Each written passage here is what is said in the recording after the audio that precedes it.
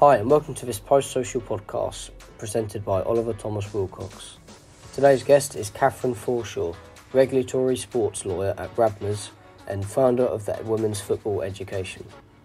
During the podcast we talk about her passion for sports including football and her career around sports law.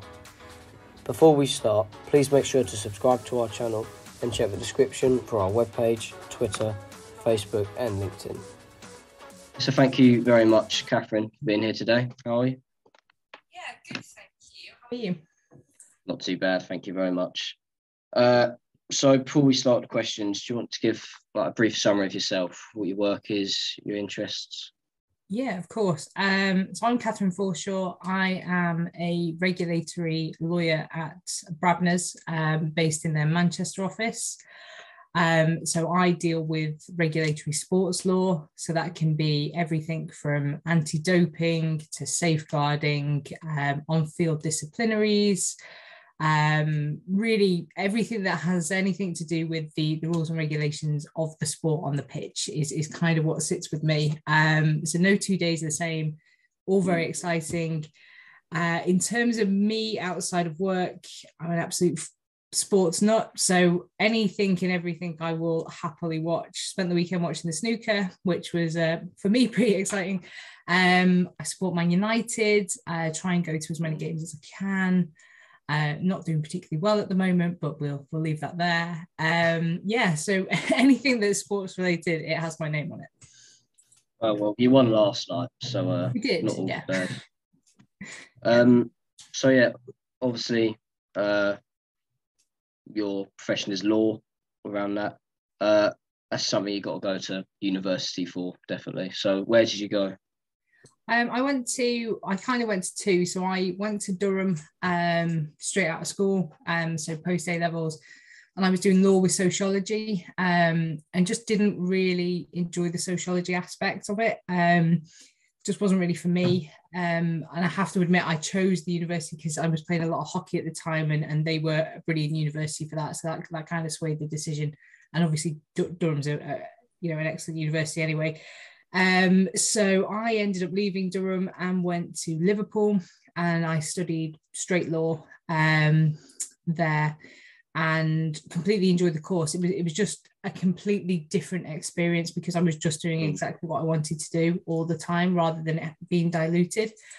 So graduated from Liverpool, and then I went to law school for 2 years, and then that was in Christleton near Chester. So that's the University of Law.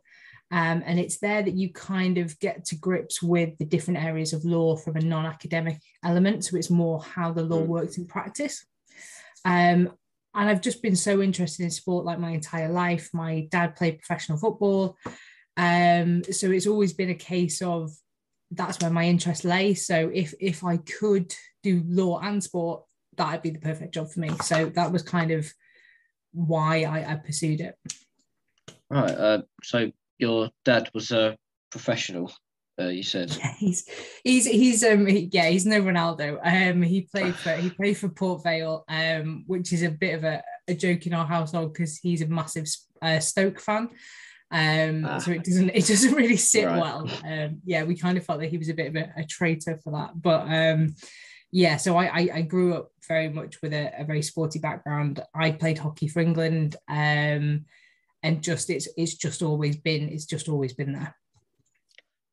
So I can definitely tell you're into your sport then. So with your dad playing at quite a high level in football, I'm guessing maybe that's what's got your passion in football, or is there another? Definitely, and I think it was always. As I say, massive Man United fan, always was. Went to the football camps when I was little. Would definitely have watched Man United week in, week out growing up, and just was always around it. We as a family we had season tickets at Stoke, so we'd go there. Then I'd go to United games. So that kind of was the foundation, and I would say it's probably the sport that I watched most, and that was kind of the start of it. But it certainly was my dad that kind of exposed me to it. Well, a bit jealous there. You've definitely been to a lot of matches. Yeah, I definitely they weren't very good, some of them. That's well, better than just watching it behind the screen, in my opinion. So, what was your role at the Football Association? Like, what kind of responsibilities come with that job? So the Football Association was when I was training to be a solicitor. So when you finish at the University of Law, you have to do a 2-year, what's called a training contract. And as part of that, you have to do what's known as non-contentious work. So it's basically work where people aren't suing each other and there isn't really a dispute. The firm I was at didn't do any of that type of work. So I had to go off and find a secondment. And I was really lucky that at that time I was working for the British Association for Sport and Law, so Basel. And one of the board members there is the head of law, head of legal at the FA. And she kindly offered a 6 months secondment. So I joined the FA for, it was just over 6 months. I worked in their legal department, and that was split between working with their commercial team. So we did everything around sponsorship, the Mitre footballs at the time, the England kit, the Wembley Stadium being hired by like the likes of Ed Sheeran. And then I also spent 3 months with their regulatory and governance side, which is now the type of work that I do. And that was around more, like I say, the dispute, the contentious, the rules and regulations of the game. So I attended a number of the FA's in-house hearings because they have a team of barristers as well. And it really was just a fantastic experience. I spent 6 months really being, right in the mix of everything that was going on. It was the 2018 World Cup in Russia. And it was just great to be there when all of that was going on. We'd watch the England games as a big team. Every bank of desks had a telly so that we could watch the games when they were on. We did do some work, promise. But it was just a buzz. It was just a really great 6 months. It definitely sounds like it. So you said the thing you did was not debate, so it's not one against another. Is that more your kind of like preferred law work then? So I do more of the dispute work. It tends to be, it can be anything with, I don't know, a player's had a dispute with their agent, a club has had a dispute with another club around a transfer. It can be an athlete's got themselves in difficulty or trouble on the pitch, yelled at a referee. Could be anti-doping, could be that they've been found that they've been betting. It really is a proper mix. It's really anything that has a dispute element to it. Yeah. All right. So moving on to the women's football education. That's quite recent, of last year that it started.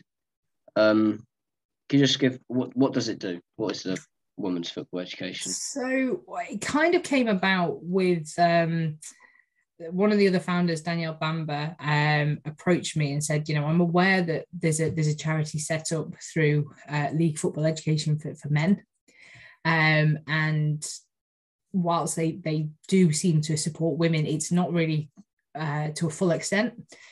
So we kind of had a chat about if there was something we could do around setting up a charity. The firm I work for, Brabner's, very, very kindly offered to do all of the legal work around getting the charity set up in a legal sense. And we then spoke with Christy Murray, Birmingham City and Scotland International, about coming on board as well as a trustee. And it kind of went from there. So it's a charity set up to support female footballers in the UK with everything else off the pitch. So they may be close to retirement and not really have a clue what they want to do when they retire. So there's education around career transition, education around legals, so that they may be confused about a sponsorship deal or a new contract with a club. So there's a free legal helpline. There's financial advice. There's insurers. So Miller Insurer do workshops around insurance for players who may not have sufficient medical insurance through their club, so they can look to take that in a personal capacity. There's life coaching, nutrition specifically for women. It really is everything that the players may not necessarily get. Obviously, the likes of like Chelsea, Arsenal, some of those things are covered. But as you go down in terms of the pyramid, so to speak, there are gaps. So it's really just a support network with a view of hopefully helping these players transition more cleanly out of the sport, whether it's through injury or retirement. There's also a mentoring scheme, which we're doing in partnership with Goal 17 and Miss Kick. So the Miss Kick Foundation. And that is, we've got 16 current players with the likes of Katie McCabe, Demi Stokes, who are mentoring up and coming female footballers. And it's just brilliant that they're able to meet their idols and, have that opportunity to discuss how those great players got to where they are today. So it's all about bridging the gap, and hopefully it will, women's football is definitely on the up. It's getting the recognition it deserves. The attendances. I think Newcastle at the weekend was, over 20,000 people. Things are moving in the right direction, but there's certainly gaps still around player support, and that's what WFE has been built for. It does sound like you offer a lot to female footballers. So obviously you mentioned before that you went to a lot of games. Does that include like watching female sport, the women's team for Man United? 100%. Yeah. I've got a season ticket at Man United Women. So yeah, try and get down to as many of those games as I can. I've got tickets to some of the Euros games. I watch a lot of it on FAI Player. So yeah, I watch as much women's football as I do men's. 100%, absolutely. So obviously you said it's up and coming, it's getting a lot of recognition. Is it, so let's say from when you just started like an interest in football, how big of a change is women's football now? How big of a change has it got since you were just starting out within football? Massive changes. So when I was probably 6 or 7, all I wanted to do was play football, and there was a boys team that I played on for a couple of years, and then it was quite clear that it wasn't a mixed team, it was a boys team, and I think there was 3 girls, and they didn't really want us there, so we kind of were booted out, and there just weren't any other teams in locally to me, and that was really why I started playing hockey. And obviously that went really well, and I had a successful career, but it was very much a case of that came secondary. It was always I really, really wanted to play football, and there just wasn't the opportunities. And it just tended to be like city centre kind of opportunities. And that certainly changed. I've got two nieces, 11 and 9, both of which play football. And they've got, I think, 2 or 3 teams that they can choose from within, let's say, 5 miles of where they live. So things are really moving in the right direction. There's a lot more exposure to the women's game in terms of sponsors, television. They are starting to be seen as equals. Certainly, Adidas have big campaigns around it. Football clubs themselves are putting the players on parity. So you've got, Manchester United, the front of Old Trafford had both men and women on the posters. I can remember Everton launching a kit a few years ago, and they launched the men's and women's kit on the same day, and it was a joint campaign. So a lot more is going on in terms of the unison and equal opportunity, which is fantastic to see. Yeah, I completely agree with you. So just one question to wrap it up. Obviously, big career within football. So what advice would you have to young women who are looking towards having a career in football? Just perseverance. I think it's, especially what I do from a legal perspective, it's really competitive. It's niche. Not many women work in sports law. Just perseverance. Just work hard, believe in yourself, and and just keep going. There will be knockbacks, as there are in all aspects of life, whether you want to be, a professional footballer, or I don't know, you want to be a sports agent or whatever it is.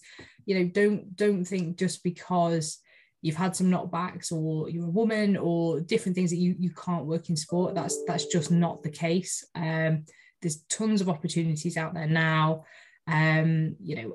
It's just a case of trying to speak to the right people. I think that's really helpful. Reach out to other women who are already working in the industry, other organizations, and just keep going. Yeah, I think, no dream is big enough.